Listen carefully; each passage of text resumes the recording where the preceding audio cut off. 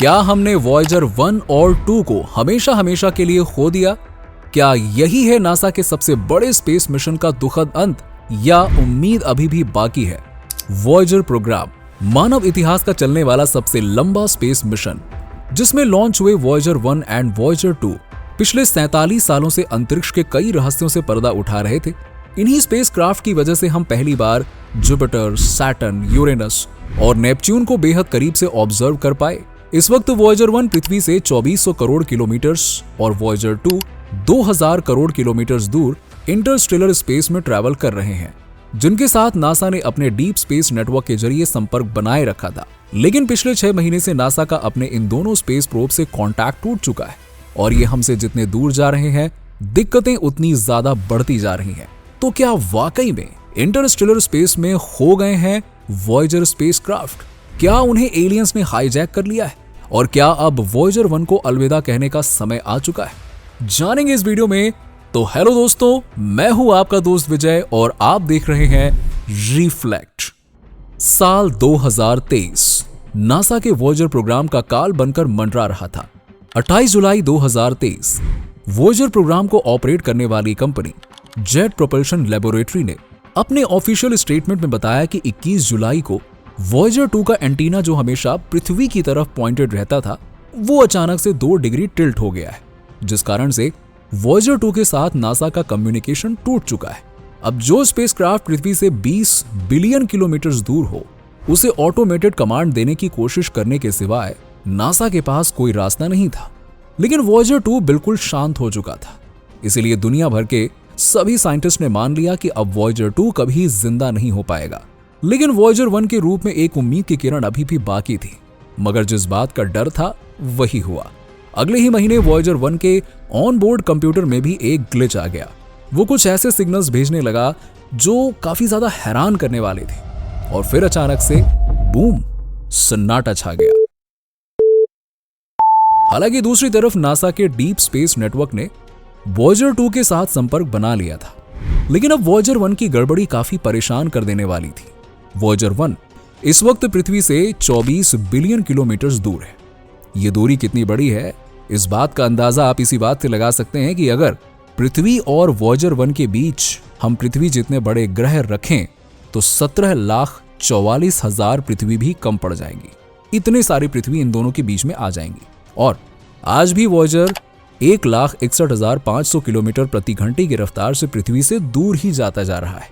मगर फिर भी नासा ने अपने डीप स्पेस नेटवर्क के जरिए पिछले 46 सालों से वॉयेजर 1 के साथ संपर्क बनाए रखा है, जिससे वॉयेजर 1 ने ना सिर्फ सोलर सिस्टम बल्कि इंटरस्टेलर स्पेस के बारे में भी हमें काफी सारी जानकारियां दी हैं, जो स्पेस फील्ड में काफी बड़ा रेवोल्यूशन लेकर आई हैं। हालांकि इतनी ज्यादा दूरी पर होने की वजह से पृथ्वी से वॉयेजर 1 को सिग्नल भेजने में 22.5 घंटे यानी कि 22.5 घंटे का समय लगता है, और सामने से आने वाले सिग्नल भी 22.5 घंटे बाद ही रिसीव होते हैं, यानी कि कम्युनिकेशन का एक राउंड 45 घंटे का समय लेता है।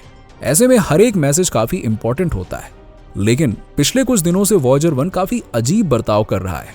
जी हाँ, नासा की जेट प्रोपल्शन लैबोरेटरी के वैज्ञानिक ने देखा कि वॉयेजर 1 की टेलीकम्युनिकेशन में कई ग्लिचेस आ रहे हैं, जैसे कि कई बार ये रिपीटेड पैटर्न में मैसेज भेज रहा है और कई बार ये इंफॉर्मेशन नॉनसेंस पैटर्न में आ रही है, जो देख नासा के वैज्ञानिकों को पता चला कि वॉयेजर 1 शायद किसी लूप में ट्रैप हो गया है, और इसी की वजह से वैज्ञानिक वॉयेजर 1 की तरफ से कोई भी साइंटिफिक डेटा रिसीव नहीं कर पा रहे हैं।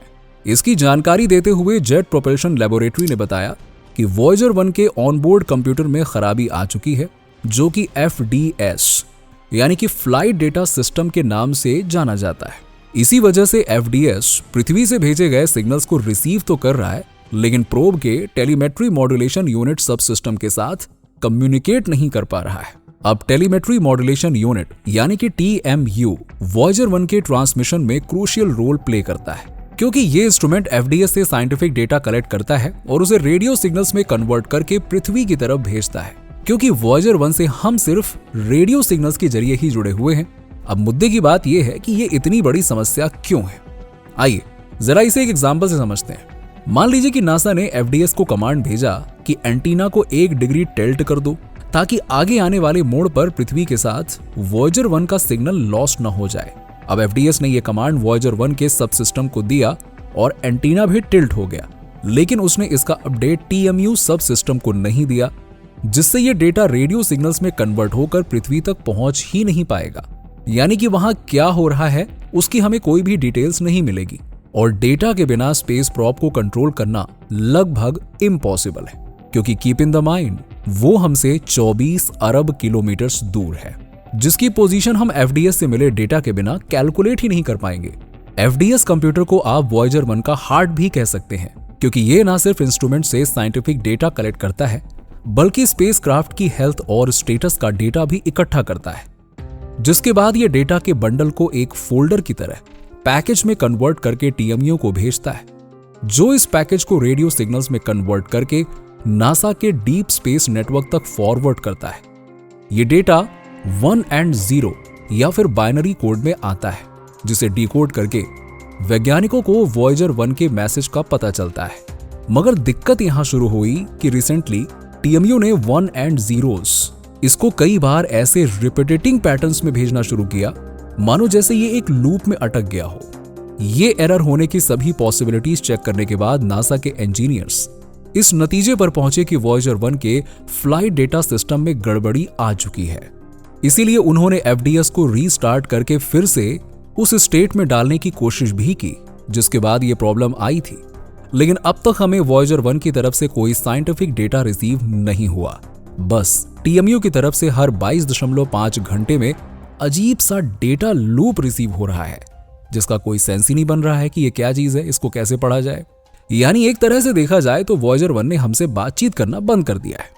और अगर वैज्ञानिकों को इस प्रॉब्लम का कोई सोल्यूशन नहीं मिला तो शायद हमें वॉयेजर 1 को अलविदा कहना पड़ेगा, क्योंकि इसमें लगे radio isotope thermo electric generator में फ्यूल की तरह इस्तेमाल हो रहे प्लूटोनियम 238 की पावर अब खत्म होने की कगार पर है।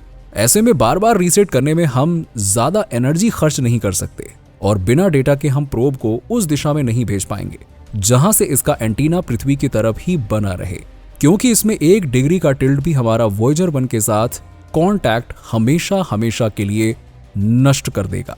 हालांकि वॉयेजर 1 से आ रहे इन नॉनसेंस सिग्नल्स को लेकर कई कॉन्स्पिरेसी थियरी भी सामने आ रही है, जिसमें लोगों का कहना है कि इंटरस्टेलर स्पेस में वॉयेजर 1 को एलियंस ने हाईजैक कर लिया है। वो इस प्रोग्राम को समझने के लिए इसके इंस्ट्रूमेंट्स में छेड़खानी कर रहे हैं, इसीलिए वॉयेजर 1 हमें स्ट्रेंज सिग्नल्स भेज रहा है। हालांकि नासा ने अभी तक इन सभी कॉन्स्पिरेसी थियरीज को रिस्पॉन्स नहीं दिया है।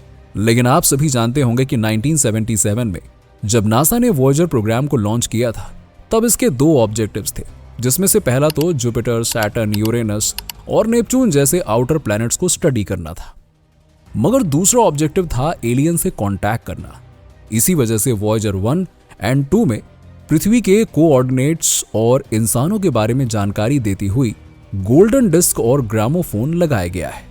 खैर दोस्तों, क्या कभी वॉयेजर स्पेसक्राफ्ट के जरिए एलियंस हमसे कांटेक्ट कर पाएंगे?